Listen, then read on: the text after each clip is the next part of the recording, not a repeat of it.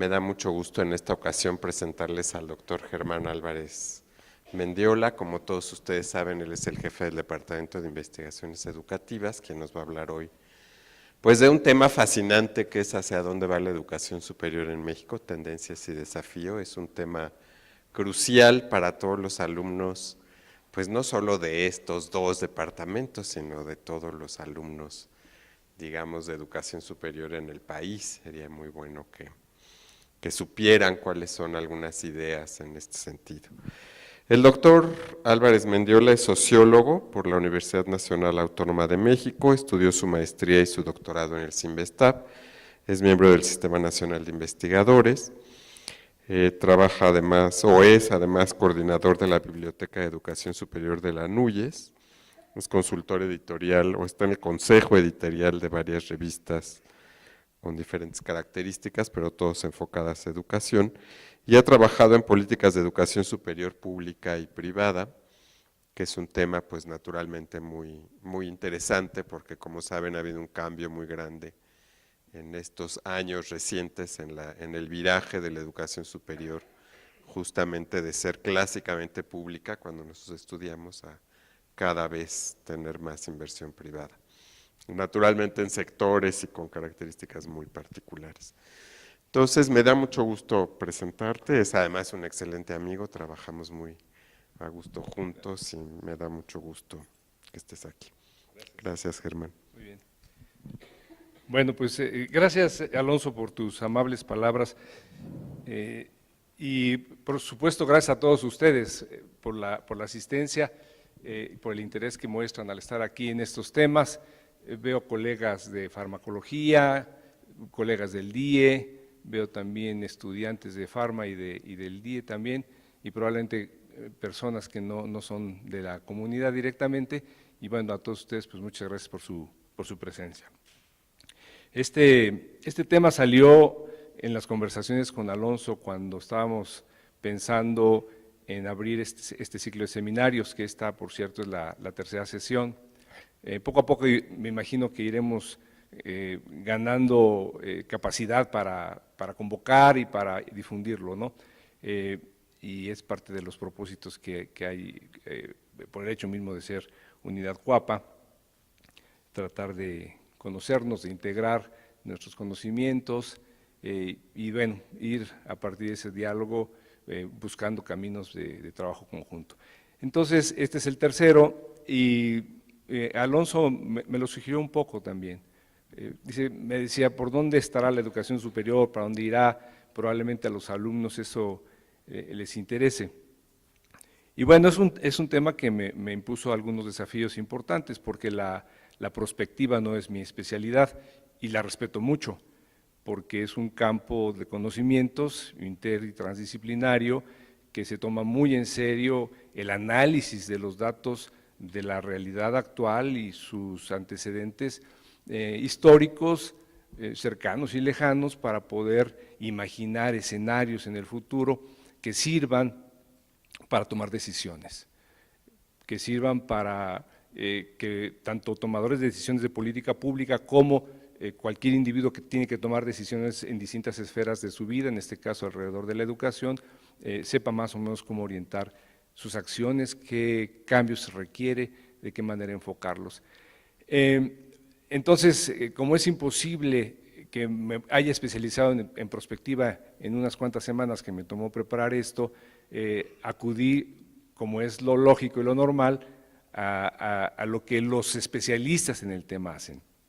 Entonces, me llevé una muy agradable sorpresa, porque la producción que hay en torno a las tendencias, megatendencias, procesos de cambio, riesgos, en fin, la terminología con la cual se aborda todo esto es muy amplia y también indica mucho cuál es la perspectiva que se tiene para entender esos cambios.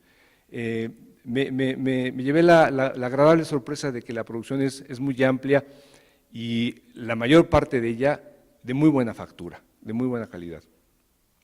No me estoy refiriendo yo a los textos de ocasión que salen en algunas revistas o en los periódicos, o de personas que están más bien como en el lado de algo semejante a la ciencia ficción, sino autores que conocen lo que está ocurriendo en el mundo con mucha seriedad, acopian muchísima información y producen textos de muy buena calidad e importancia. Antes de entrar a los temas, bueno, les quiero plantear que hablaré un poco de estos grandes temas. Obviamente, como no soy un especialista, no me detendré, sería bastante irresponsable de mi parte intentar hacerlo, pero sí, por lo menos ubicar algunos de los puntos más importantes que nos pueden servir para pensar a la educación superior y pensarnos a nosotros como institución de investigación y posgrado, pero también como profesores en lo particular y como estudiantes en esos grandes contextos. Una idea importante es que estamos en una fase que Edgar Morin calificó hace ya varios años, en el 99, como la mundialización, refiriéndose a un momento, a una era de las sociedades en donde el mundo existe como tal. Es decir, el mundo aparece realmente como algo que es necesario de aprender, de conocer y de entendernos en ellos. Y dice, entre más atrapados estamos por el mundo, más difícil nos es atraparlo. En la época de las telecomunicaciones, de la información, de la internet, estamos sumergidos por la complejidad del mundo y las innumerables informaciones sobre el mundo ahogan nuestras posibilidades de inteligibilidad. Lo que agrava la dificultad de conocer nuestro mundo, sigue Morin, es el modo de pensamiento que ha atrofiado en nosotros, en vez de desarrollarla, la aptitud de contextualizar y globalizar, mientras que la exigencia de la era planetaria es pensar la globalidad, la relación todo-partes, su multidimensionalidad y su complejidad. El trabajo de Morin, no solamente en este texto, sino en otros, es siempre un llamado a pensar en la complejidad, a tratar de unir las partes con el todo, a situar la acción de los seres humanos en esas escalas.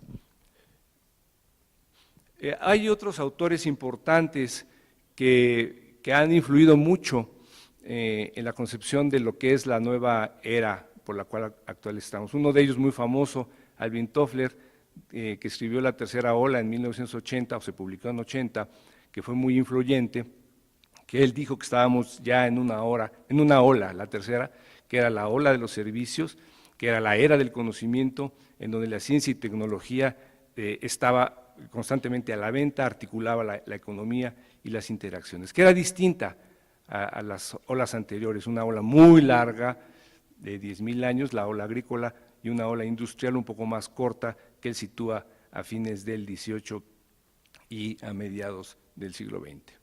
Otro autor, probablemente desde mi punto de vista mucho más refinado, más académico, con más bases teóricas, Daniel Bell, escribió un texto que también fue muy influyente, El advenimiento de la sociedad postindustrial, en donde él también encontraba tres grandes eras en la humanidad, una era preindustrial, una industrial y una postindustrial.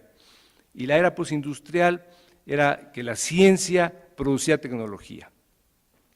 Se basaba en la información y en el conocimiento y tenía impactos en las relaciones de poder, estratificación social y implicaba una reconfiguración de valores políticos, sociales y culturales. Bueno, con estos materiales que acabo de reseñar muy rápidamente, Morin, Toffler, Bell y hay muchos otros, podríamos hacer un seminario de un semestre. Simplemente quiero yo dejar apuntadas estas ideas muy generales para tratar de entender para tratar de ubicarnos en una era distinta a las anteriores, de gran importancia, en donde la ciencia y la tecnología y por lo tanto la información y las distintas formas de organizar y procesar la información son de la mayor importancia. Esta nueva era también ha tenido otros esfuerzos de ser conceptualizada. Ustedes tendrán en la mente seguramente el concepto de sociedad del conocimiento, economía del conocimiento, ya un poco más ambiciosamente la sociedad del aprendizaje, sociedad digital, que también está circulando mucho, ciudades de aprendizaje y ya mucho más centrada en la parte como práctica de estos desarrollos, las ciudades inteligentes. Gracias.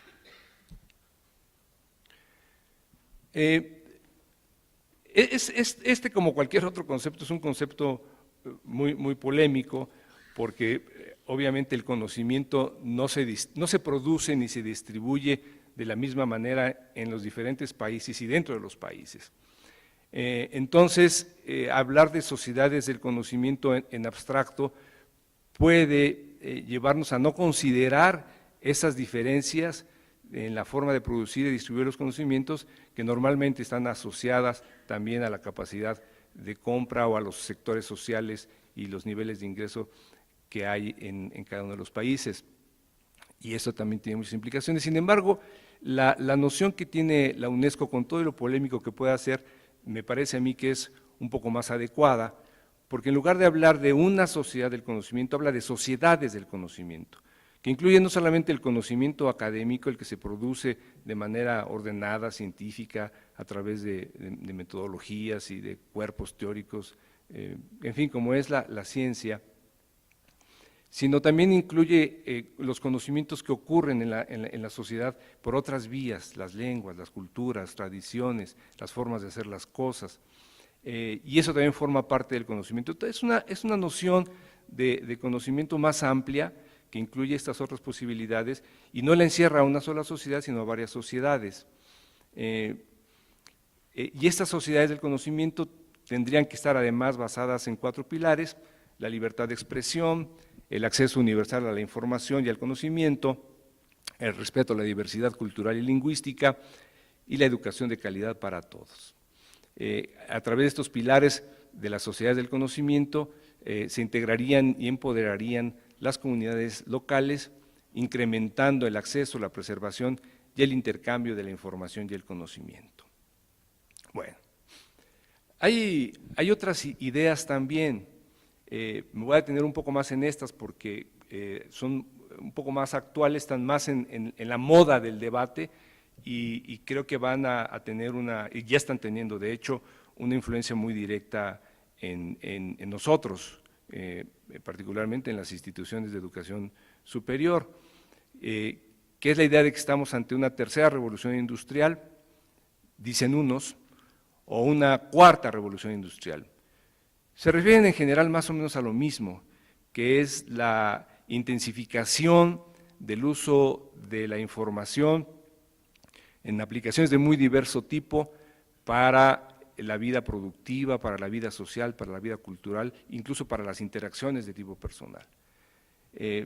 Por ejemplo, Klaus Schwab, que es uno de los defensores más importantes de que estamos ante una cuarta revolución, dice que la tercera fue la de la electrónica y de las tecnologías con la automatización de la producción. Ahora, la cuarta revolución estaría basada en la anterior, implicaría una fusión de tecnologías, de la física, de lo digital, de lo biológico, a través de temas como la nanotecnología, las redes, la inteligencia artificial, etcétera. Es una revolución que modificará fundamentalmente la forma como vivimos, trabajamos y nos relacionamos. Esa transformación será distinta a cualquier cosa que el género humano haya experimentado antes. Entonces habría nuevos sistemas basados en la infraestructura de la revolución digital, un nuevo paradigma de integración y emergencia de nuevas formas de producción, de consumo, de relaciones interpersonales, etcétera. Sería una era también con el predominio de redes inteligentes que podrían controlarse por sí misma en toda la cadena de valor productiva y obviamente a través también de la robotización.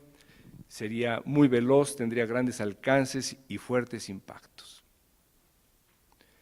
Hay otro autor que se llama Jeremy Rifkin, este también lo sugiero, es muy interesante, dice que más o menos las mismas cosas de lo que decía el autor anterior, Klaus Schwab, pero dice que seguimos en la tercera porque en realidad todavía no alcanza toda su potencialidad y es muy temprano para declararla terminada. Al rato, si tengo tiempo, puedo tratar un poco más el tema de Rifkin, porque es un autor muy interesante, porque su propuesta, obviamente él está pensando en el futuro, pero su propuesta es hacia una economía no solamente capitalista, sino también de capitalismo social. Es una economía compartida y cooperativa, es decir, su idea de lo que está ocurriendo lo lleva a él a pensar en una propuesta de organización social y productiva diferente, con la preocupación de que el principal problema al que se enfrenta la humanidad es el cambio climático global.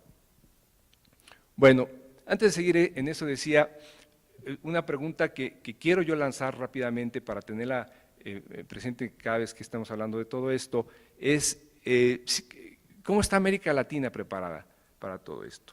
Desde el punto de vista de la producción científica, el primer cuadro nos muestra, por número de artículos, con todo y lo debatible que pueda ser la idea de los números de artículos como la capacidad de producción científica, puede servir para poner algunos números comparativos, no sirven mucho para evaluar académicos, como hemos discutido con algunos colegas en la COPEI, pero sí sirve para ver qué ocurre en los países. En el mundo tenemos una producción de 842,000 artículos, de los cuales se producen en los países de alto ingreso 646,000, pero en los de ingreso medio 172 y en los de ingreso bajo nada más 1,023. Ahí se puede ver claro, es una agrupación muy grande, pero ya nos podemos dar una idea de algo que ya es sabido, pero aquí se le ponen números de que son los países más desarrollados los que tienen la mayor capacidad de producción y conforme tengan menos recursos, pues menor capacidad de producción. Otra idea, por ejemplo, los patentes en América Latina. Sí se producen patentes en América Latina, no tanto como en los países más desarrollados, pero las que se producen son producidas principalmente por foráneos que trabajan en estos países, es decir, empresas. Por ejemplo, en Brasil, que es en América Latina el que más produce, tiene casi 5,000 patentes locales contra casi 26,000 de los foráneos. Y en México es 121 locales y 14,234 foráneos, y así por el estilo. Este es el lugar que ocupan los países de América Latina por producción de artículos. Brasil con 13,148 tiene el 52% de la producción de América Latina, México con un poquito más de 4,000, el 16%, Argentina el 15%, Chile el 7,8%, Colombia el 3%. Estos países que acabo de nombrar más o menos producen un poquito más del 90% de los artículos de América. Entonces podemos imaginar que el resto de los países prácticamente no cuenta o cuenta muy poco, mejor dicho, en esta producción. Pero también esto se explica por la cantidad de recursos que tienen los países para poder desarrollar toda esa capacidad de investigación y producción científica, ¿no? Por ejemplo, en el mundo el promedio del porcentaje del PIB que se destina a investigación y desarrollo es del 2,13, los países de alto ingreso tienen un promedio mayor que eso, la zona euro exclusivamente el 2,14, pero los países de ingreso medio, como podría ser el de México, en promedio tienen 1,27, es decir, un poquito más de la mitad de lo que destinan los países de alto ingreso. Aquí se me corrió el cuadro, perdón, pero bueno, este es el porcentaje del presupuesto de investigación y desarrollo en el PIB en América Latina. En Brasil es el 1,21, el promedio es 0,87, Argentina el 65 y así nos vamos. Aquí cometí un error, no, sí está México, México es el 0,43%. Estas cifras pueden cambiar un poco según las fuentes que se usen, pero dan una idea comparativamente hablando de por dónde están las cosas, ¿no? Y por supuesto también muy lejano de lo que en México se pretende destinar a la investigación científica y tecnológica como porcentaje del PIB. Ahora, como les comentaba al principio, hay esfuerzos muy diversos por anticipar las tendencias. Por ejemplo, Sergio Vitar, que es uno de los autores que recientemente ha cobrado cierta relevancia por un trabajo que presentó en la CEPAL, lo escribió en el 2014 y presentó posteriormente en el 2016 una versión actualizada. Dice que pensar en el futuro no significa hacer predicciones, porque es imposible predecir, pero sí se pueden explorar hipótesis plausibles para ver cómo evolucionarían las cosas.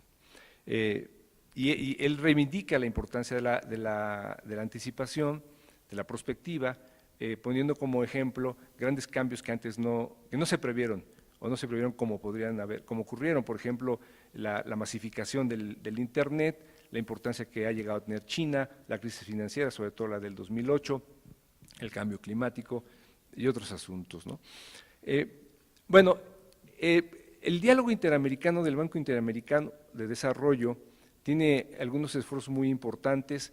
Por ejemplo, ese es el del cuadro de la izquierda, es el repositorio en donde ellos tienen más de 900 trabajos relacionados con tendencias globales. El de al lado es de la Unión Europea. De la Unión Europea es otro repositorio. Por supuesto, en los países más desarrollados es donde más prospectiva se hace.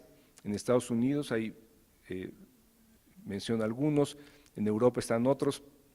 Es interesante, en Estados Unidos es el Consejo Nacional de Inteligencia y algunos organismos privados tipo think tank, y en Europa son principalmente organismos relacionados con la Comisión Europea, con el Parlamento Europeo, etcétera. Es más de carácter público que en los Estados Unidos, ¿no?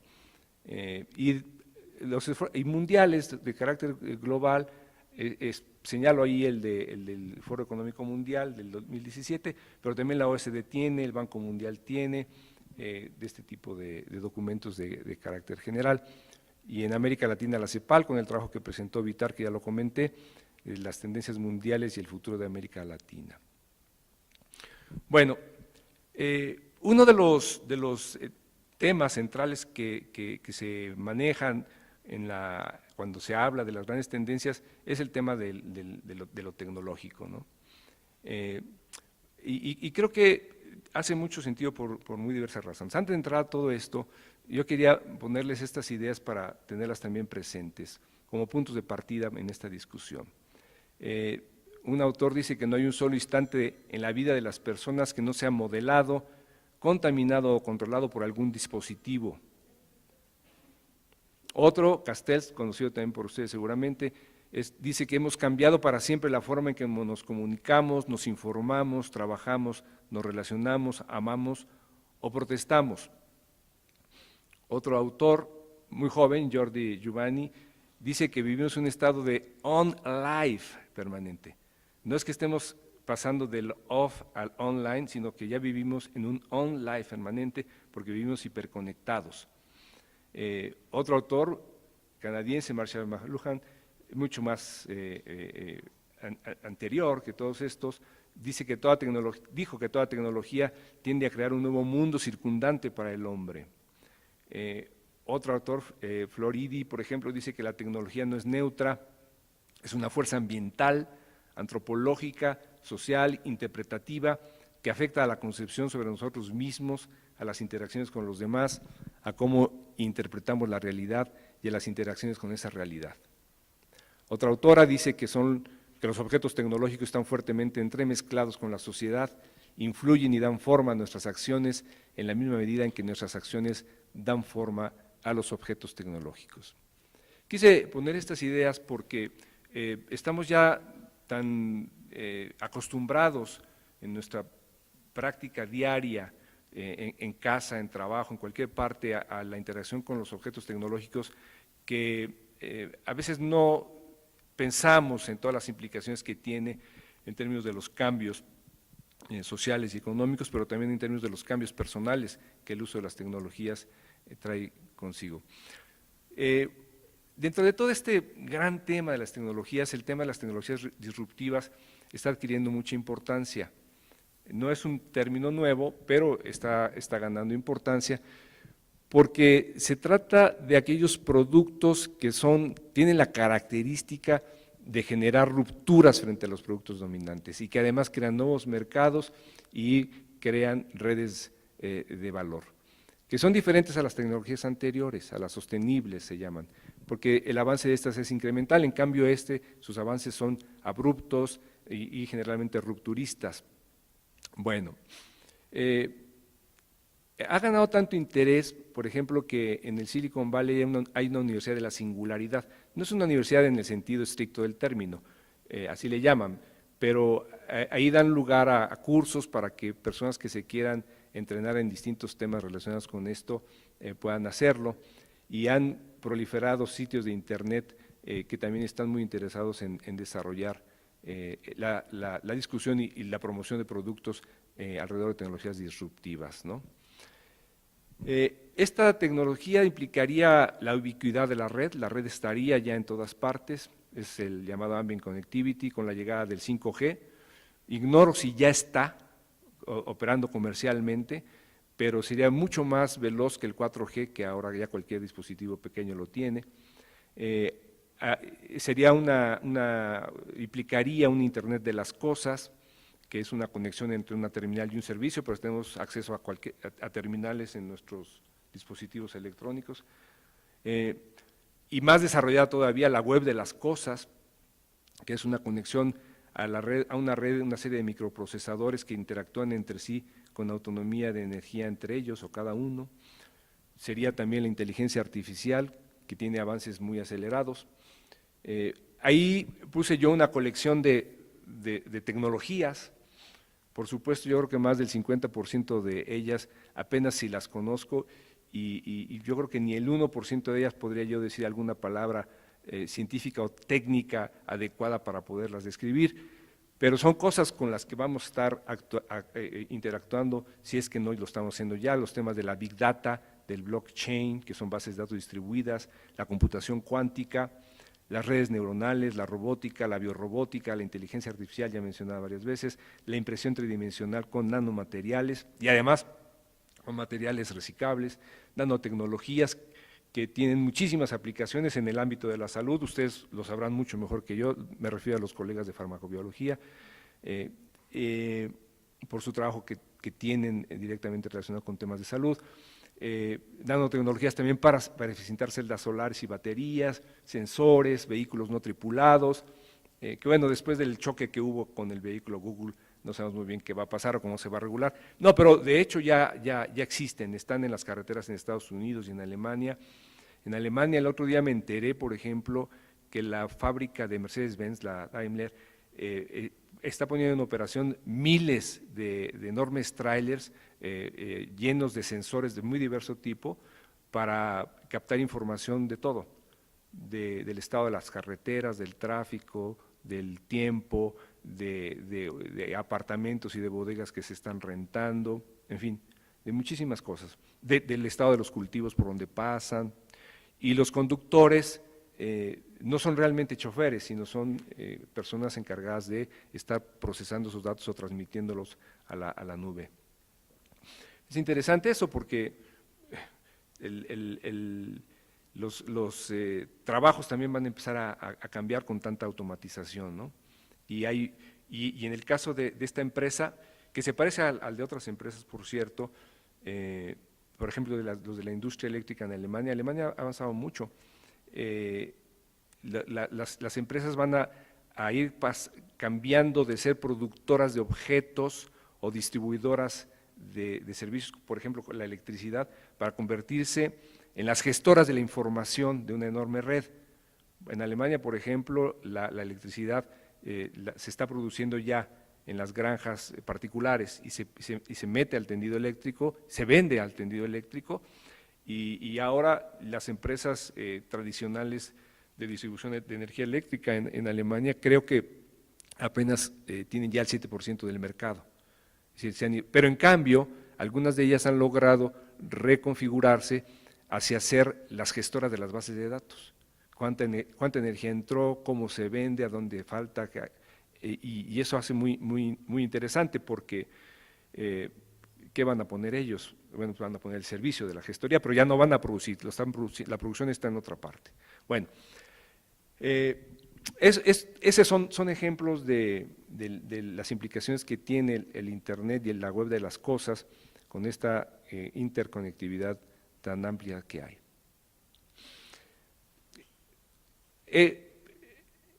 Para algunos, todo esto genera enormes posibilidades para la vida diaria y para la producción. En una versión optimista se piensa que esto puede ser una alianza contra la pobreza y la promoción del desarrollo, mientras que al mismo tiempo otros, o incluso algunos que reconocen sus posibilidades positivas, llaman la atención de los peligros que puede tener la alta conectividad en términos de pérdida de privacidad, de redes y grupos fuera de control, la dilución del secreto y del anonimato, la emergencia de gobiernos virtuales, los ataques electrónicos, la ciberdelincuencia, y otros más hablan también de que no habría una distribución igualitaria de todo esto, porque las sociedades y las economías son desiguales y hay todavía en muchos países una gran pobreza. Tendrían estas tecnologías, esta sociedad digital tendría un impacto muy grande con el trabajo. Entonces, por ejemplo, Jeremy Rifkin, que lo he mencionado, que tiene una visión optimista, señala que esta tercera, porque para él es tercera revolución industrial, puede ser una solución al cambio climático, ¿no? Él dice que los costos marginales serán cercanos a cero porque ya no se dependerá de energías de combustibles, de combustibles fósiles, sino se trataría de obtener la energía a partir del sol y del viento y otras alternativas, de tal manera que ya no habría tantos costos asociados al uso de la energía, y entonces eso elevaría la productividad, y entonces eso elevaría la cantidad de bienes disponibles, y eso elevaría también la cantidad de tiempo disponible que la gente podría usar para dedicarse a otras cosas. Es decir, habría la posibilidad de una sociedad y una economía mucho más rica, en donde sería mucho más sencillo obtener esa riqueza y participar en ella de muy diversas maneras, ¿no? Entonces él diría que de la propiedad de las cosas se pasaría al acceso de las cosas, de mercados a redes, del consumismo a la sostenibilidad, del mercado de capital al mercado social, de la geopolítica a la conciencia de la biosfera. Habría cambios en la noción de la libertad, ya no sería la libertad de la Revolución Francesa, del individuo autónomo, independiente, sino sería la libertad de tener acceso y de poder colaborar con otros, porque el acceso tiene que ver con la colaboración, porque todo es en red y la producción misma es en red. El poder sería un poder abierto, lateral, con muchas relaciones hacia los lados, entre las redes, no sería una pirámide y habría un renovado sentido de la comunidad. Él responde que no habría que preocuparse tanto por los temas del desempleo, porque hay que construir toda la infraestructura de esta nueva revolución, de esta nueva revolución digital o sociedad digital, ¿no? Pero de todas maneras, los nuevos trabajadores que se requieren, tanto los calificados como los no calificados, serán pagados con los ahorros en la energía para armar la infraestructura. Y después, él dice que no es utópico, pero en esta idea que él tiene, después la economía podría ser llevada por una pequeña fuerza de trabajo de supervisión con analítica, big data, algoritmos y apps. Y que el sector de la economía sin fines de lucro crecerá y aporta datos sobre que es uno de los sectores actualmente de la economía que más crece, el sector sin fines de lucro. Entonces, esta visión optimista, en resumen, implica una optimización de recursos, un reciclado de los bienes y los servicios, una reducción de la dependencia de energía fósil, la disminución de residuos, por lo menos teóricamente, un sentido de pertenencia a comunidades mediante accesos compartidos, elección de tiempo y lugar de trabajo, aumento de productividad, empleo a millones de personas, estaríamos en la familia más grande del mundo. Bueno, toda esta visión es muy discutible, pero Rifkin negocia y habla con Angela Merkel y con el presidente chino. O sea, estas ideas que él tiene han tenido algunas consecuencias prácticas interesantes. Detrás del plan de Alemania para dejar de depender de la energía nuclear en 2030, que ya está a la vuelta de la esquina, estuvo también el trabajo de este señor, ¿no? Pero hay la versión diferente. O sea, esto no es así. Por ejemplo, un joven canadiense que trabaja en el King's College de London, Nicholas Snisek, dice que en realidad estamos ante un capitalismo de plataforma. Que las plataformas sirven para poner en contacto la oferta y la demanda y que los trabajadores de bajo costo producen los datos para plataformas multinacionales que lo único que hacen es mediar la información, pero que realmente el trabajo lo ponen estos otros trabajadores. Es una economía de muchísimos pequeños trabajadores que están a la espera de que alguien les pida hacer algo, con un jefe intangible, que es la plataforma, que posee la información, que impone tarifas y pone condiciones. Es una economía de mandados y de recados. Es una economía en donde el cross-working está a tope para trabajos de traducción, redacción, software y diseño de microworkers o click workers, y pone ahí algunos ejemplos como Amazon, Toago y Guru. Son contratos 0 horas, o sea, no hay contratos realmente. Y las condiciones de trabajo, estamos ante una nueva forma revolucionaria de trabajar o nuevas formas de precarización del trabajo. Los salarios se han estancado y hay alta temporalidad. Él dice que es una ampliación de la subcontratación antes existente o una nueva forma de un problema antiguo. Aunque hay algunos esfuerzos europeos aún no concretados para proteger a los trabajadores de estas empresas a través de contratos. En el Reino Unido, por ejemplo, ya los jueces definieron a los trabajadores de Uber como no autónomos, lo que les permite tener acceso a un contrato y a garantías sociales. Pero esto todavía está en discusión. En resumidas cuentas, esta visión realista sostiene que están en peligro decenas de industrias y profesiones, como las industrias culturales, por ejemplo, la producción de música, ya es muy complicado para los músicos, y ya lo era en términos de los derechos de propiedad intelectual. Ahora con todos los medios es mucho más complicado, y además también porque el acceso a las tecnologías permite hacer música relativamente sencilla para consumo rápido. Hay una reproducción de patrones de acceso y exclusión. No es revolucionaria esta economía colaborativa, la propiedad de las estructuras es privada, descentraliza la producción pero no los beneficios, no soluciona la brecha entre los países ricos y pobres ni dentro de cada país, no soluciona el acceso a alimentos y a vivienda, a pesar de que hay una vertiente que defiende, dentro de la visión optimista, que defiende que esta revolución va a generar los alimentos y la vivienda del futuro, y que estamos más bien ante una nueva etapa del capitalismo, en donde se trata de una producción industrial, en donde se pasa de la producción industrial a la comercialización de los datos, y que pues, por supuesto no es colaborativa. Bueno, estos temas de economía y trabajo a lo mejor parecen una discusión que está como que muy lejos de nosotros, pero no, son discusiones que están en marcha, y seguramente, ya lo discutiremos en la segunda parte de mi presentación, pueden tener implicaciones fuertes para la educación, particularmente para la educación superior.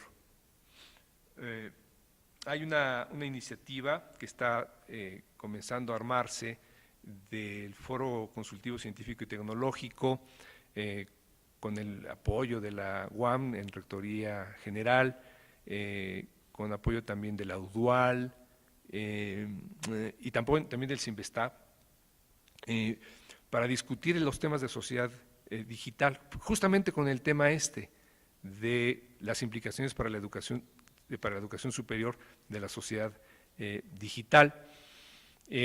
Habrá un seminario de 2 días, 8 y 9 de mayo, aprovecho para invitarlos, y después la idea es conformar un grupo o unos grupos permanentes, un conversatorio permanente dividido en 5 temas más o menos del orden de algunos de los que aquí he mencionado, como de megatendencias, para poner a discutir a académicos especializados en estos temas, cuáles serían los puntos de una agenda de investigación y de una agenda de políticas posible.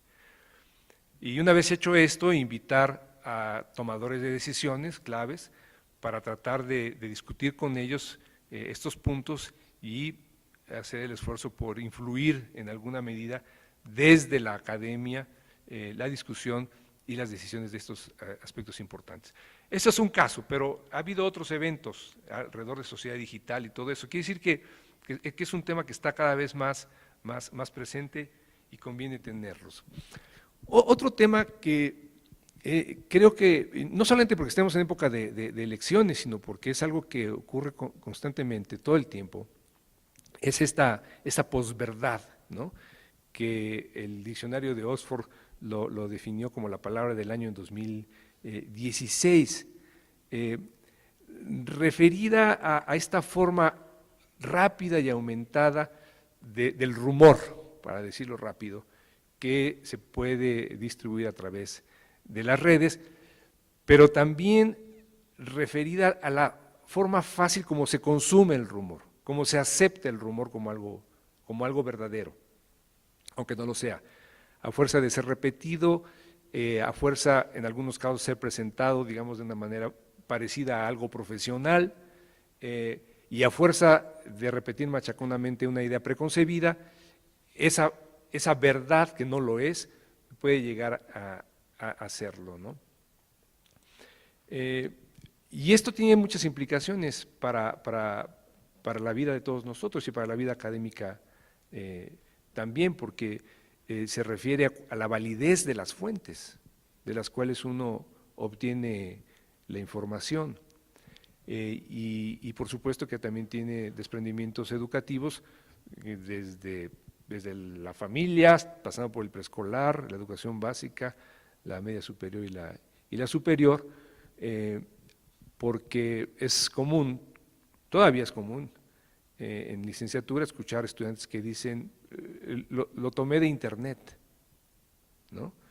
Y bueno, y lo tomé de internet es más o menos lo mismo que decir lo tomé del puesto de periódicos de la esquina, ¿no? O sea, el puesto de periódicos de la esquina tiene un montón de cosas, en internet mucho más obviamente, pero es decir, no es nada decirlo. Entonces, acercarse educadamente, responsablemente con el internet me parece que va a ser un tema muy importante en distintas esferas de la vida política, social y por supuesto académica, ¿no?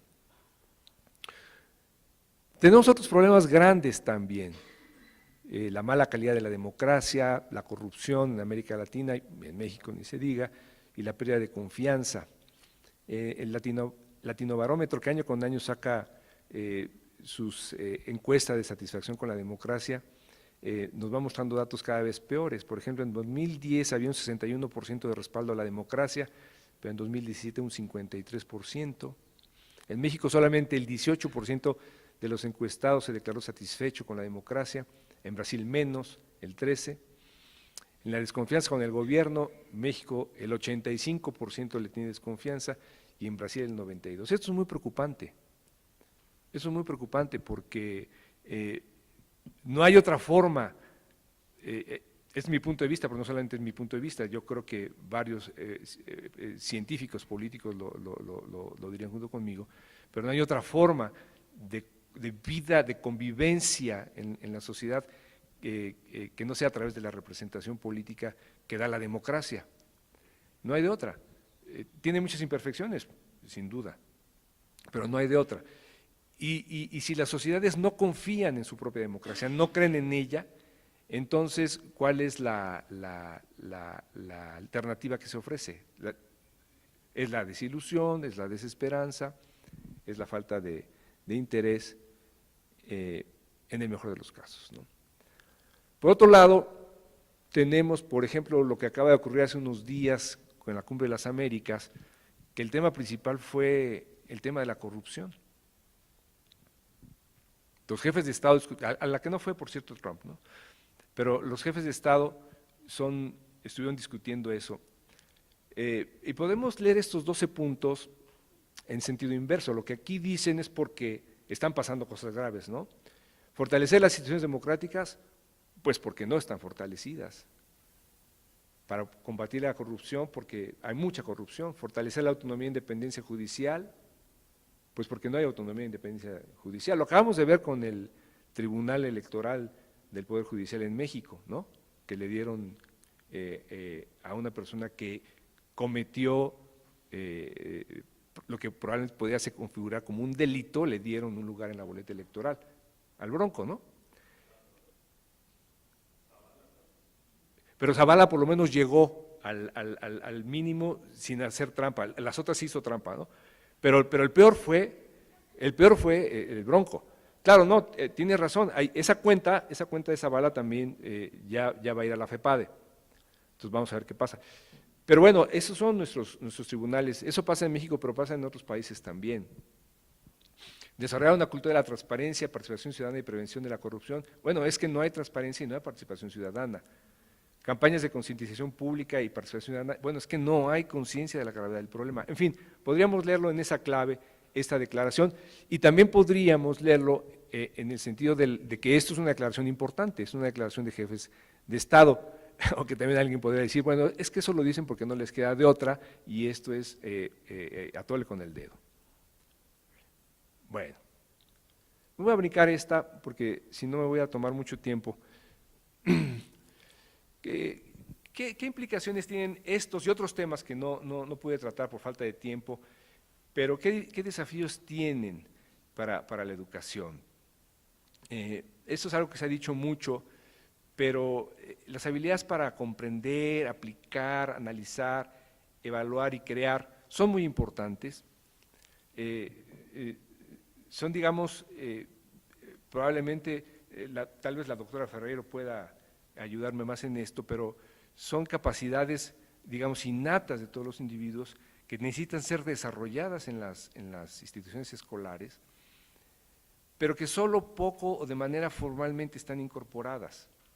Es muy común leer en los documentos de las universidades, en sus modelos educativos, que es necesario desarrollar esas habilidades, pero cuando uno se pone a conocer lo que ocurre realmente en los salones de clase, pasa muy poco de eso, o en los currículos no están bien integrados, ¿no? En general, las escuelas siguen siendo autoritarias. El profesor es el que tiene la autoridad, es una relación de arriba hacia abajo, supuestamente es el que tiene el conocimiento, no necesariamente lo tiene, pero supuestamente es el que lo tiene, es el que tiene la capacidad de otorgar la nota aprobatoria. Se piden que se ejecuten órdenes y trabajos, ¿no?, de una manera muy rutinaria, cuando están tratando con generaciones que salen del salón de clase y ya están conectados a la red, ¿no?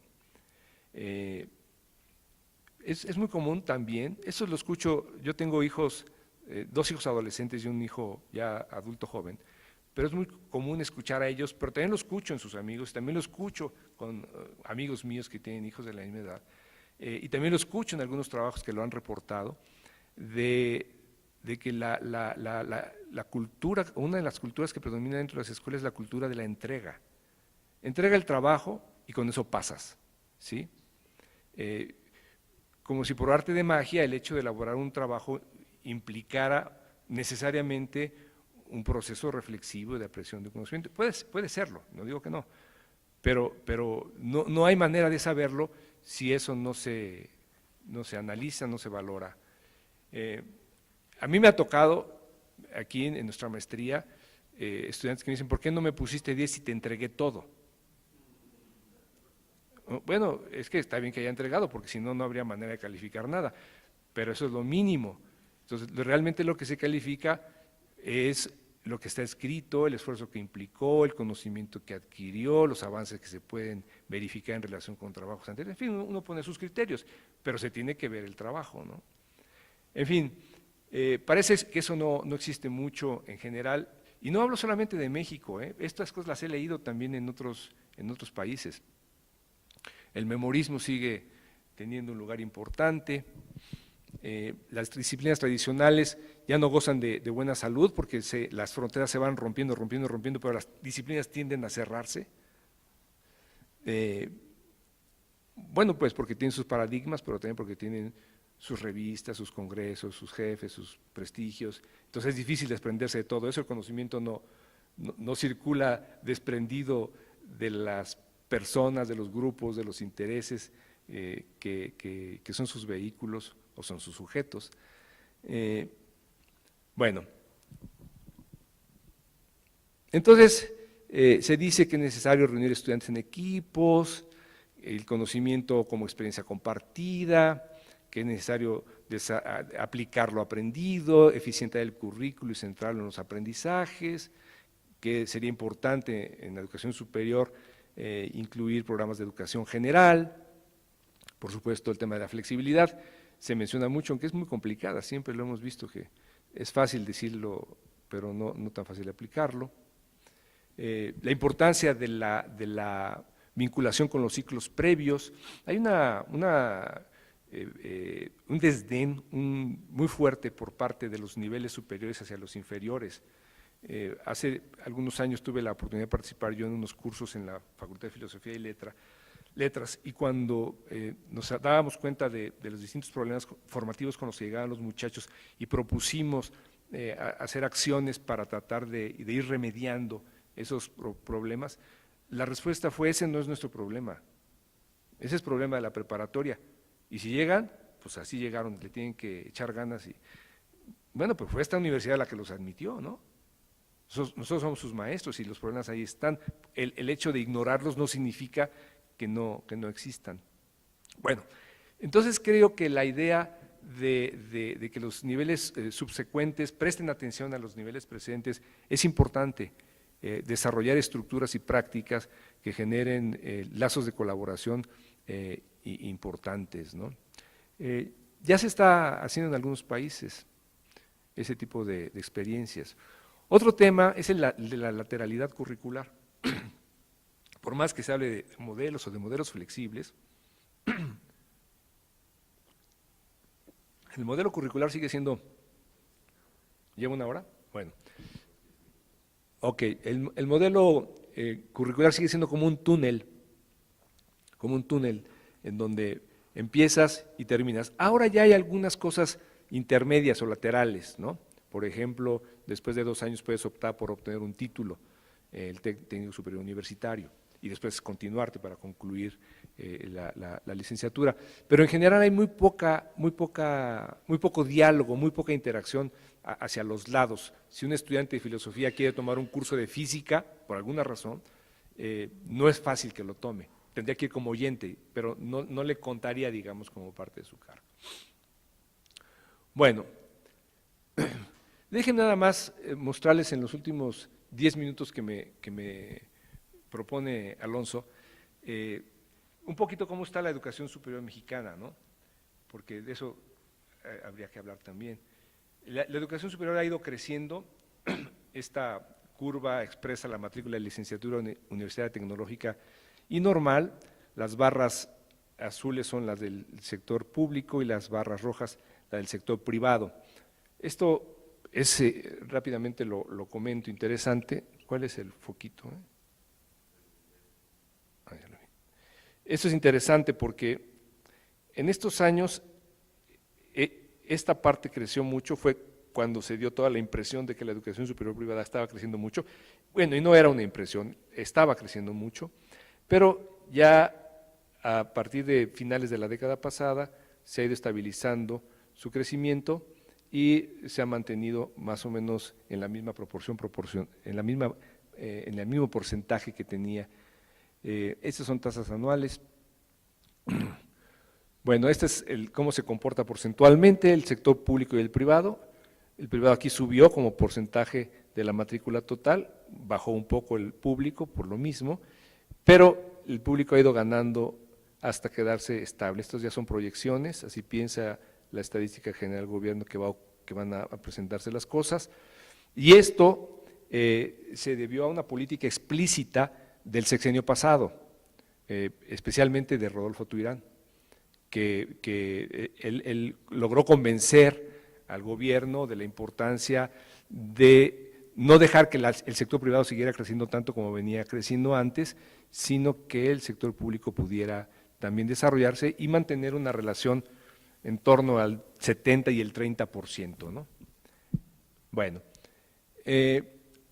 por supuesto que esto se expresa muy diferente en las entidades, ¿no? Por ejemplo, algunos estados que tenían un sector privado muy grande, por ejemplo, Guanajuato, que tenía más del 50%, ha ido disminuyendo por la instalación de instituciones públicas, mientras que otros incrementaron su privatismo, como Jalisco, el Estado de México, Querétaro, etcétera, ¿no? En el posgrado es diferente. El sector privado ya superó en términos absolutos la matrícula del sector público, ¿no? Hay una notable expansión de las maestrías privadas en la década del 2000, especialmente en la segunda mitad. Y la novedad es la incursión del sector privado en los doctorados. Esto hay muchas explicaciones. Rápidamente, una de ellas es obviamente una demanda de mayores grados, de mayor título. Hay una presión hacia arriba para obtener más títulos por parte de los que demandan educación, pero también de algunos sectores del empleo calificado. Y eso genera esa propensión, junto con ciertas evidencias de que a más grados, mejores trabajos y mejores ingresos. Entonces eso fortalece la demanda.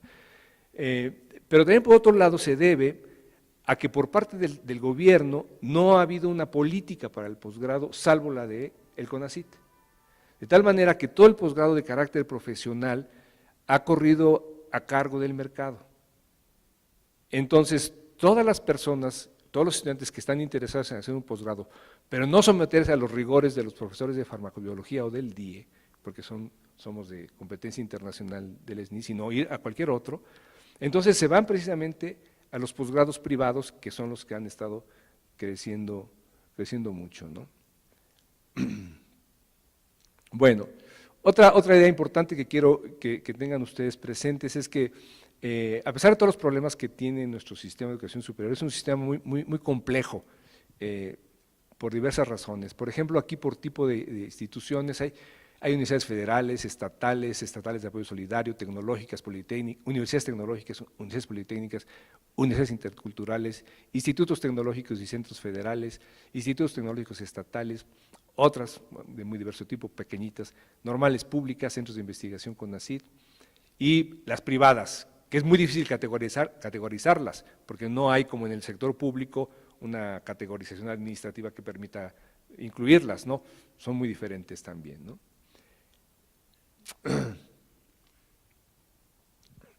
Aquí nada más quería yo comentarles algo que me parece también importante, que es que esta gran diversificación también ha sido parte de una política pública ya antigua para ofrecer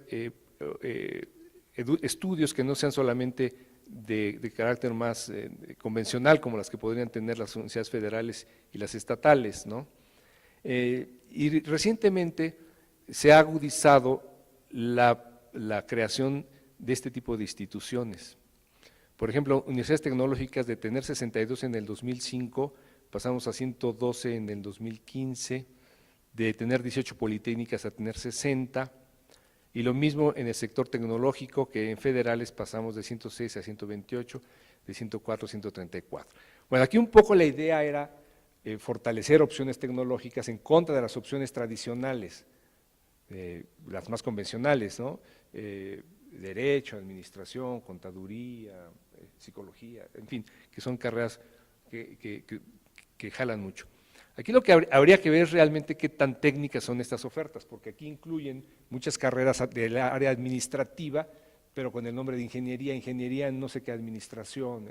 Entonces, a veces estos números pueden ocultar una realidad. Y la otra es saber dónde se crearon.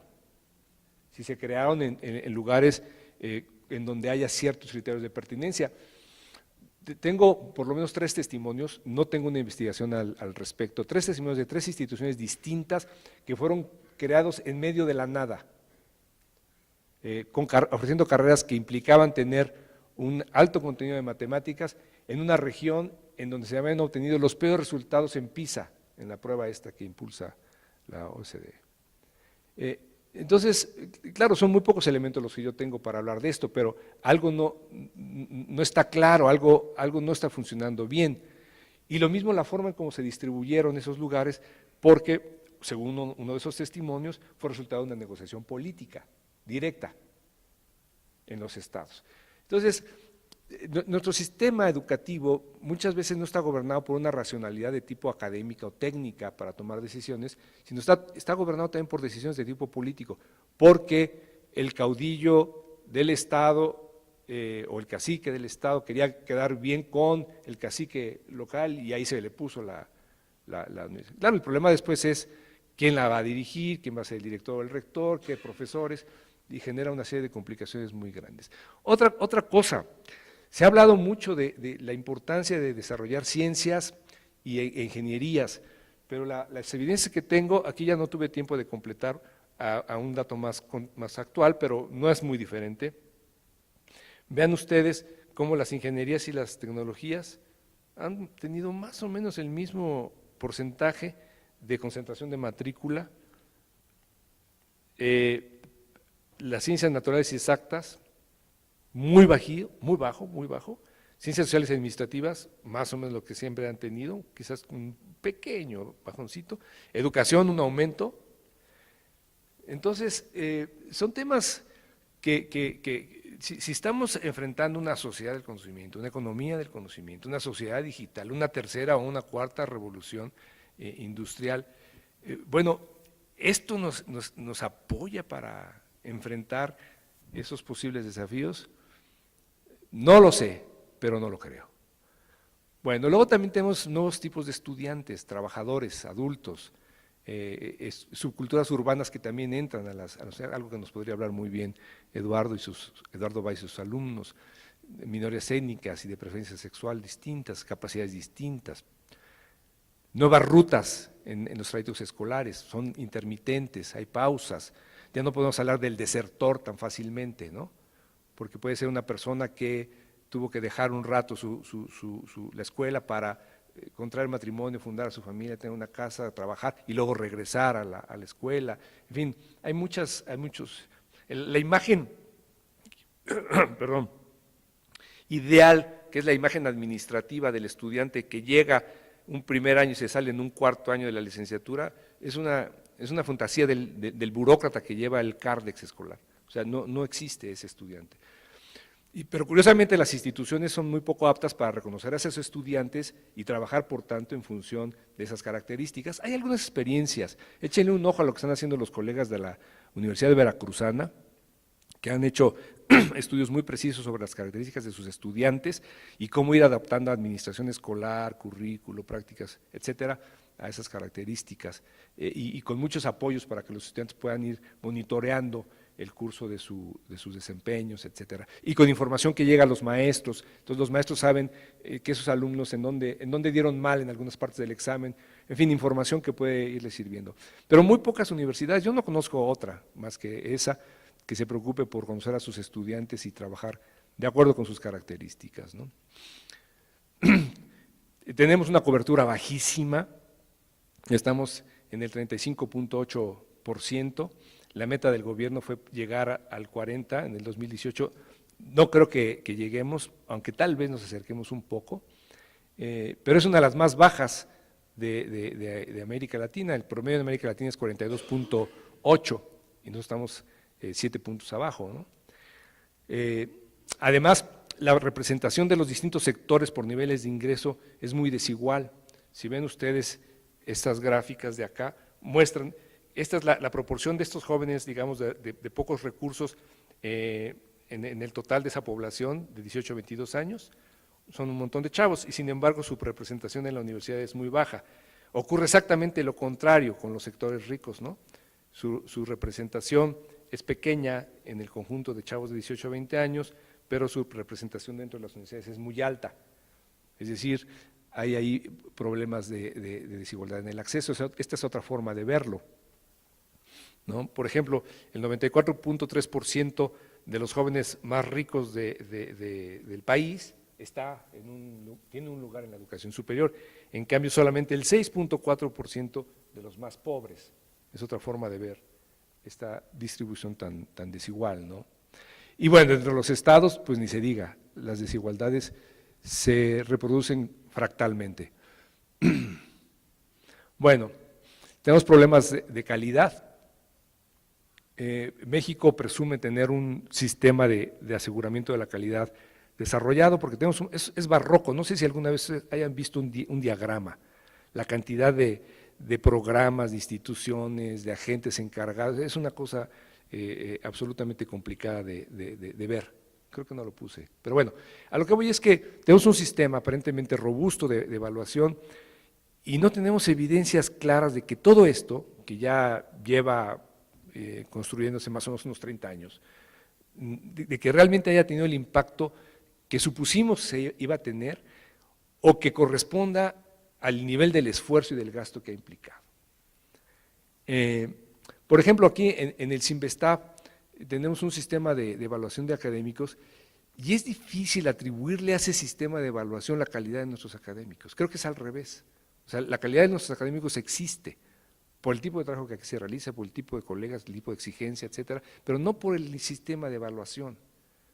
Entonces, cuando se pretendió llevar al sistema de educación superior en la ruta de la calidad por un sistema de evaluación, no quedó claro que eso fuera y generó muchas distorsiones, porque ahora la calidad se entiende como indicadores. Entonces, si tú tienes un determinado porcentaje de doctores dando clases, entonces eres de mejor calidad. Pues no, lo único que tienes es más doctores, punto, ¿no? Ese tipo de cosas, no me detengo más. Los temas de pertinencia de alguna manera los toqué al reflexionar más en general. Bueno, voy a dejarlo aquí.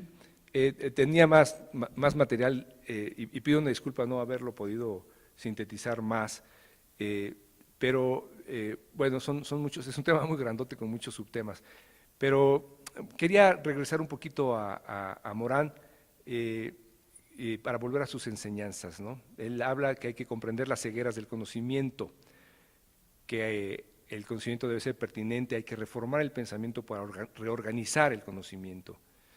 Hay que pensar en el contexto, en lo global, en lo multidimensional, en lo complejo.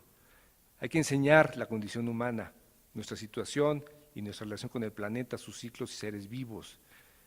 Hay que desarrollar una identidad terrenal con un pensamiento universal. Yo creo que esto es muy apropiado cuando pensamos en grandes problemas tipo cambio climático o comportamientos demográficos, que ya no puse yo los datos sobre eso. Bueno, enfrentar las incertidumbres, enseñar la comprensión entre las personas, solidaridad intelectual y moral, una ética humana entre el individuo, sociedad y especie. Aquí algunos podrían agregar y otros seres vivos que nos acompañan en el planeta, una conciencia ciudadana planetaria, etcétera. En términos más concretos, una nueva era exige a la educación superior un nuevo ciclo de políticas, sí de expansión y de equidad, pero con nuevas nociones de calidad y del trabajo requerido para alcanzarla. Necesitamos también poner en el centro una reforma cultural de la vida académica, donde la prioridad sea lo que aprenden los estudiantes, abrir las instituciones al escrutinio de la sociedad con mayor transparencia. Las informaciones que han salido ahora con el tema de la estafa maestra y las implicaciones, las universidades, algunas universidades que estuvieron implicadas en la distribución de contratos fraudulentos, es de una vergüenza y me imagino yo que fenómenos como eso, a lo mejor no tan grandes o no tan visibles porque no llegó a la Auditoría Superior de la Federación, pero continúan existiendo, entonces hay que dar una lucha a través del combate a la corrupción y la transparencia puede llegar a ser un buen elemento, si no se convierte en una parte formalista de colección de documentos como el gobierno ha puesto, ¿no? Ustedes ven un sitio web del gobierno y van a transparencia y es la lista de sus documentos, no hay nada más. Si quieren saber algo importante, entonces ya tienen que ir al IFAI y hacer un trámite un poquito más engorroso, ¿no? Y otro tema que también lo dejo apuntado, es generar ambientes de confianza. Yo creo que todo este sistema de políticas que tenemos en México está basado sobre la desconfianza. O sea, yo como no confío que el profesor va a hacer bien su trabajo, voy a estarlo viendo. Como yo no confío que el alumno va a hacer bien esto, voy a estar.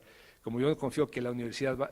Es decir, no hay un paradigma distinto que privilegie la creatividad, que privilegie la libertad, que privilegie la experimentación, claro, de resultados tendré que dar, sin duda alguna, pero que favorezca más este otro componente de la actividad social y educativa. Bueno, muchas gracias por su paciente escucha, espero que estas ideas hayan servido para una reflexión.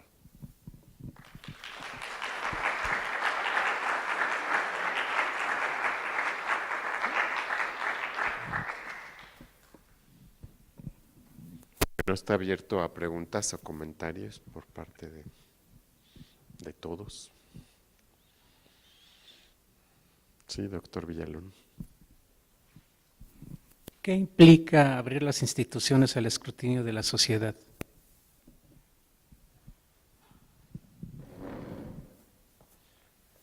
Bueno, implica, en primer lugar, informar más de lo que se hace. Implica relacionarse más con distintos grupos de la sociedad, comunidades, grupos de la sociedad civil, con empresarios, con organizaciones que producen cosas sin fines de lucro. También estar abiertos a lo que todos ellos proponen y dicen para sensibilizarse a sus necesidades y eventualmente desarrollar investigación, cursos, etcétera, transparentar las finanzas, no solamente los estados contables, sino también los criterios para la distribución de los recursos y sobre todo si son públicos, en fin, ese tipo de cosas, ¿no?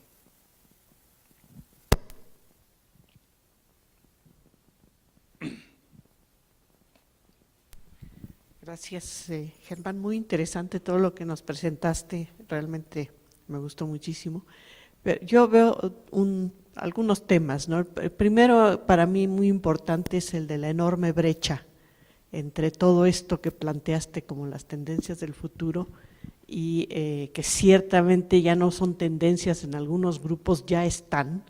Hay grupos grupos dentro de los países que ya están manejándose así, pero hay una realidad social en muchos lados que al mismo tiempo coexiste y convive con, comentaba con migrantes que no tienen acta de nacimiento y que no tienen, entonces esa enorme brecha y la posibilidad de que se generalice o se llegue a ampliar esta nueva cultura que está entrando con una fuerza poderosísima. Es cierto que la gente tiene celular, es cierto que la gente tiene mayor acceso a internet, pero la parte, digamos, de la transformación a una sociedad de conocimiento, todo lo que decías de la parte del empleo también lo estoy viendo y bueno, va por ahí, pero va raro, ¿no? Están también las maquilas y están también los call centers y están también la uberización del alimento en términos del que lleva comida en motocicleta o en bicicleta, sí. Ese tipo de trabajos, ¿no? Y el otro que me faltó en la segunda parte de tu exposición son los profesores. Es nada más, quería yo comentar eso. Gracias, pero está muy interesante todo lo que nos dijiste, gracias. Gracias, María. Bueno, realmente no tengo más que agradecerte tu comentario, María, pero sí, tienes razón. Hay que seguir estudiando ese tema de brechas, porque en algunos casos sí tienden a cerrarse, hay experiencias, están muy de moda los relatos de Nigeria, en donde son sociedades donde no hay ninguna tecnología, digamos, ninguna tecnología moderna, ¿no? Y de repente se les ofrece la tecnología actual, la adoptan rapidísimo, se empoderan y desarrollan una economía absolutamente favorable, comunitaria, etcétera.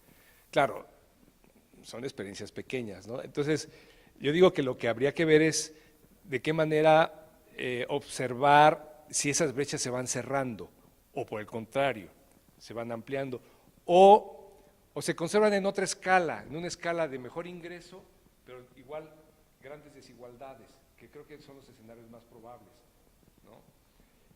Pero bueno, sí, es muy interesante lo que planteas.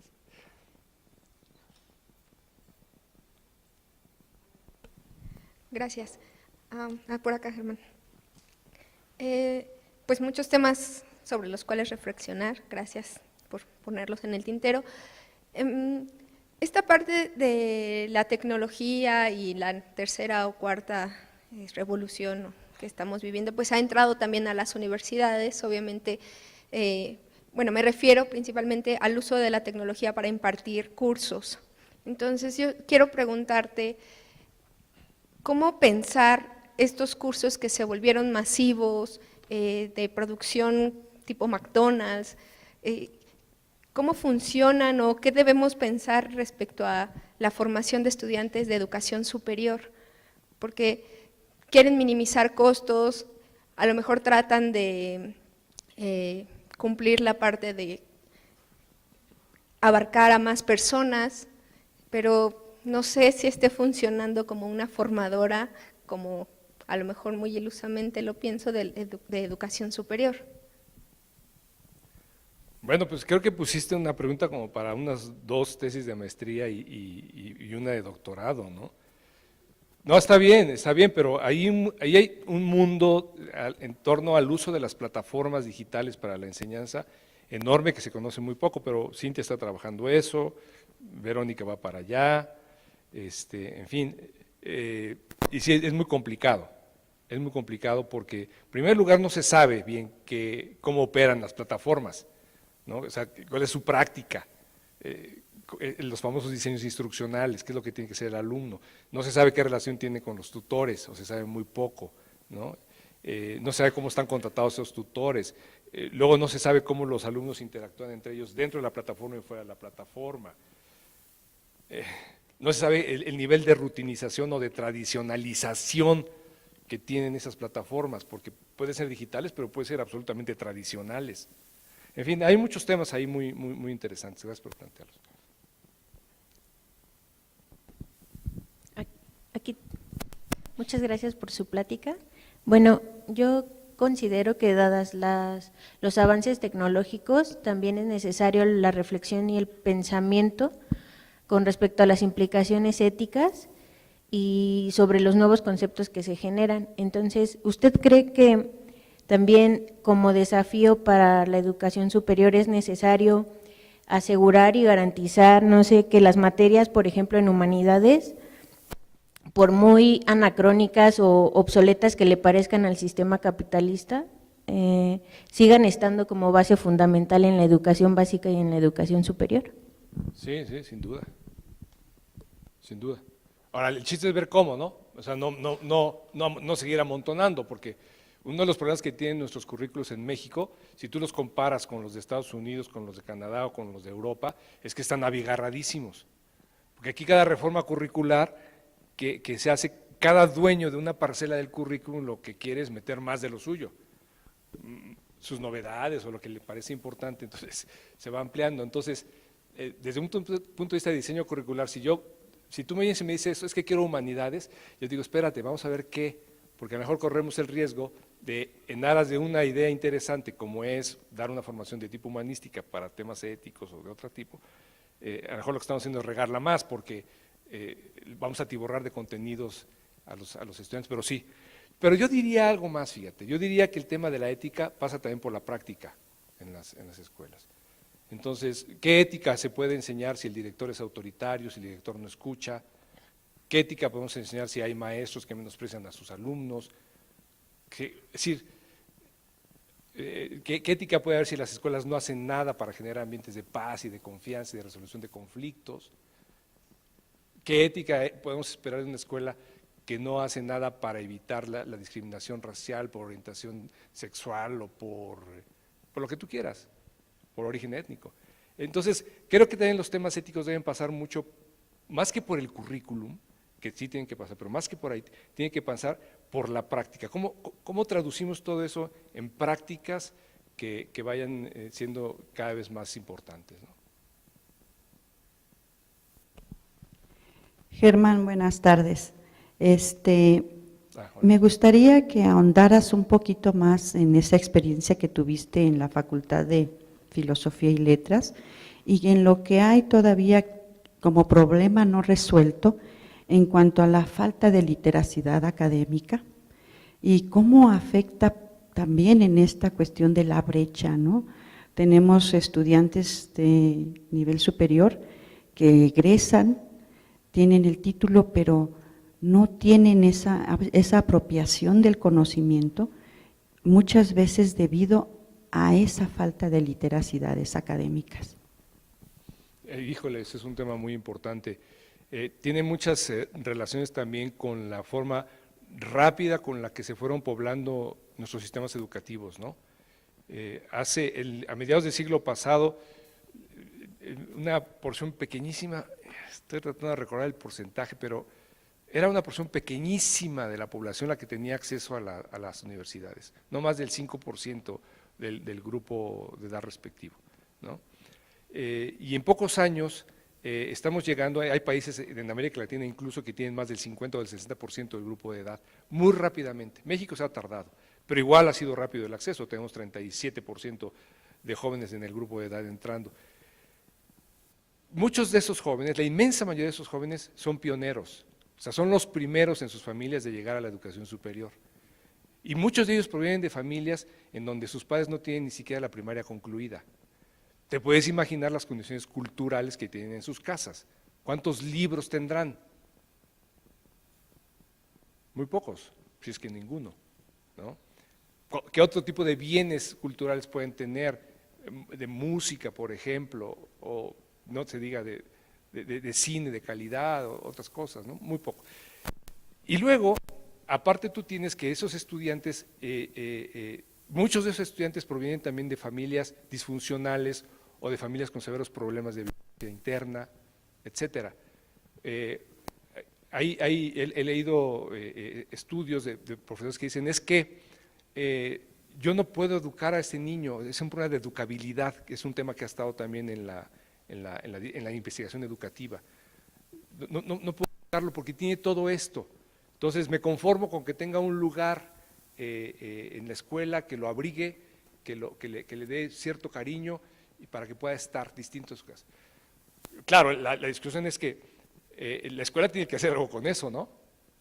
Ni modo que nada más esté en la escuela para que llegue la gente. Pero entonces llega gente con ese tipo de problemas, de formación, de familias disfuncionales, etcétera, y son personas que llegan mal preparadas en ese sentido, lo que tú dices, con poca literacidad.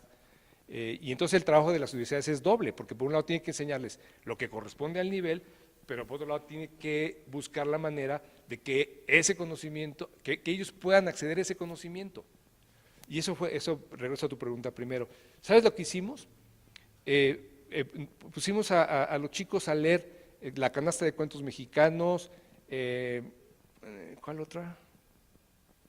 Pedro Páramo, algunos de esos textos breves no tenían nada que ver con las materias, tenía que ver simplemente con que era importante discutir con ellos la trama de la historia, los personajes, cómo entraban, cómo salían, es decir, temas importantes de lectura que ellos no habían tenido como experiencia previamente, que algo que tal es para ti, para mí es algo normal y natural que hacemos todos los días cuando leemos, pues hay mucha gente que no. Entonces, pero creo que, vamos, no quiero ponerme como ejemplo, pero ese tipo de cosas creo que son las que tendrían que extenderse, ¿no? Y hay experiencias interesantes en otros lados también. Germán, muchas felicidades, muy bonita presentación, muy interesante y ciertamente Gracias. da para muchas preguntas, de las cuales solo te voy a hacer dos. ¿Qué pensarías, en primer lugar, del futuro de los alumnos de doctorado que estamos graduando, un poco independientemente de la disciplina? Digo, hay disciplinas más cerradas que otras, pero esa época en la que los doctores en ciencias conseguían trabajos muy fácilmente ya acabó. Y ahora van y hacen postdocs aquí y allá en diferentes lugares y les cuesta mucho trabajo insertarse en la vida laboral. ¿Ves alguna manera de solucionar esa problemática que cada vez es más grande y cada vez nos avienta a nosotros, formadores, la intención o la racionalidad, digamos, de estar formando a gente que ya no puede insertarse en una vida laboral de una manera sencilla? Digo, no por eso no los vamos a no formar, pero ciertamente tiene que haber un cambio, pues si no solo en el país, en el mundo, porque es una problemática global que rebasa, digamos, a lo que está sucediendo en México, pero en México lo estamos viviendo en esta generación que no en la tuya o en la mía, ¿no? Sí, bueno, se vive en todo el mundo, pero de manera diferente, ¿no? Porque hay países en donde hay edades obligatorias para el retiro, pero son países afluentes que tienen recursos para pagar esa pensión y para pagar a los nuevos profesores que siguen, ¿no? Entonces sí tienen el problema y sí representa un costo fiscal importante, pero pueden. En México tenemos el problema de que la planta sigue envejeciendo. No tenemos una edad obligatoria de retiro y qué bueno, porque quedaríamos muy desprotegidos y optamos por continuar en el trabajo precisamente para conservar los beneficios que se nos da. Eso, digamos, para el sector de la investigación científica, que es un poquito más pequeño, que es a donde naturalmente el doctorado, el egresado de doctorado tendería a buscar un lugar. Como ahí no va a haber mucho, entonces lo que va a pasar es que se van a seguir moviendo hacia las instituciones donde no hay mucha investigación, porque esas sí van a seguir creciendo, entonces van a seguirse abriendo puestos. Entonces es posible que llegue un momento en que tengamos muchos doctores trabajando en universidades en donde no tienen investigación o la tienen muy poco desarrollada. Pero hay experiencias en el mundo que nos pueden ayudar a entender qué puede pasar haciendo futurología, ¿no? Cuando en Inglaterra pusieron las universidades politécnicas, las pusieron con el objetivo de que no estuvieran en investigación, que se dedicaran a entrenar a los técnicos. Pero ¿quiénes fueron los maestros que llegaron a poblar esas universidades? Pues los alumnos de Alonso, ¿no? O sea, los egresados de un doctorado. Al paso del tiempo, ellos empezaron a demandar financiamientos a sus respectivos CONACYTs. Como no tenían una prohibición expresa para pedirlos, porque es una agencia distinta a la propia universidad, empezaron a desarrollar universidades. Entonces se dio una cosa que en la literatura de mi campo se llama el academic drift, ¿no? Se fueron desplazando, se fueron academizando en ese sentido, no en el sentido de Sarucán, pero sí en este otro sentido. Entonces es probable que algunos jóvenes doctores se vayan a las politécnicas, a las tecnológicas y todo eso le va a servir a esas universidades, y también quizás no tan lejanamente empiecen a desarrollar investigación, a lo mejor no tanto porque la institución en sí misma quiera, sino porque estos jóvenes tienen ese impulso y lo van a hacer. No sé, estoy chutando porque la pregunta es si ahora, la solución definitiva sería recursos para una jubilación digna, ¿no? Y empezar a abrir espacios, que no está tan difícil, ¿no? Ya nos han dicho nuestro propio director que con lo que gana un investigador E o F, con 25, 30 años de antigüedad o más, se pueden pagar hasta 3 jóvenes investigadores, porque ganan menos por su nivel, tienen estímulos más bajos y no se les paga prima de antigüedad o se les va pagando muy chiquita, ¿no? Pero son esquemas de alta política, digamos, ¿no? Que se tienen que negociar con Hacienda, que es rígida Hacienda porque tiene también sus propios protocolos sobre lo que se vale y lo que no se vale hacer, ¿no? En fin, pero sí es una situación problemática para estos jóvenes, ¿no? Ahora, yo vi un estudio de la generación que está ahorita como entre los 45 y los 50 años, es la que ya va a tener muchísimos problemas, porque no fue contratada antes por el problema de que no hay lugares, y ahora ya nadie los quiere contratar porque ya están viejos, ¿no? Y ya nadie quiere contratar viejos precisamente por el mismo problema. Entonces, ese grupo generacional le fue muy mal. Probablemente al grupo actual va a tener un poco más de chances porque va a poder aprovechar algunos dividendos, ¿no? Vamos a ver. Y la otra pregunta sería, ¿cuál es tu opinión de la inversión privada en educación superior? Pues mira, es variable, es variable el tipo de inversión privada. Hay inversión privada que es un franco negocio, ¿no? Franco negocio, no se preocupan por la calidad, no se preocupan por las condiciones laborales de los profesores, tienen contratos pésimos, los alumnos no son realmente tratados como personas, sino son vistos únicamente como meros clientes o consumidores, porque ni siquiera clientes en el sentido bueno de que el cliente tiene la razón. Entonces, son meros negocios. Pero hay otros que sí reinvierten el dinero Y entonces son instituciones que se han ido dignificando, ¿no? Y hay otros que son negocios internacionales, ¿no? Está la Loret, que tiene la del Valle de México y la Unitec, está la Polo Global, que tiene es la latinoamericana, ¿verdad? La ULA. Está otro grupo, que no recuerdo su nombre, que tiene la red, ¿cómo se llama esta red, Fanny? Ayúdame, la que está por Puebla, Oaxaca, Veracruz, IEU, Universidad de Institutos de Estudios Universitarios. Entonces, pero ese es dinero que se va del país, ¿no? Es dinero que se va del país a través de la compra de servicios y todo de sus propias compañías de otros países. Entonces, no está mal la inversión privada, está bien siempre y cuando el rédito que se obtenga de esa inversión regrese para mejorar, porque si se va, el dueño ve eso como un capitalista que no le importa si eso mejora, siempre le está dando dinero, pues le va a seguir dando dinero. Ese es el problema. Y en este país no hay una reglamentación adecuada para el tema de las ganancias en el sector privado, como sí lo hay en Chile, ¿no? Que fue la reforma de la Bachelet y ahora Piñera, ayer o antier acaba de reafirmar que continúa en la misma línea. Está prohibida el lucro. En Ecuador también está prohibido el lucro, constitucionalmente, o en Ley General de Educación. En México no hay nada de eso. Germán, de veras has presentado las cosas de una manera tal que además de invitar a la reflexión, son provocativas.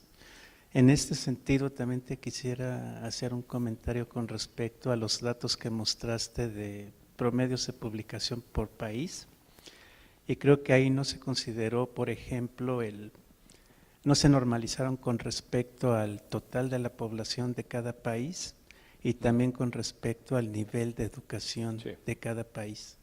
Sí. Se podrían dramatizar o suavizar dependiendo de estos dos factores si se meten en la ecuación. Sí, no, totalmente de acuerdo. O sea, un trabajo de eso mucho más fino tendría que haber hecho eso. Yo simplemente los puse así en bruto para mostrar cómo la región de América Latina comparada con otras regiones está muy, pero muy abajo, ¿no? Pero tienes razón, o sea, eso hay que normalizarlo por varios criterios, uno de ellos es población. Gracias. ¿Alguna otra duda o pregunta? ¿No? Bueno, de ser así, le agradecemos al doctor Germán su participación. Gracias.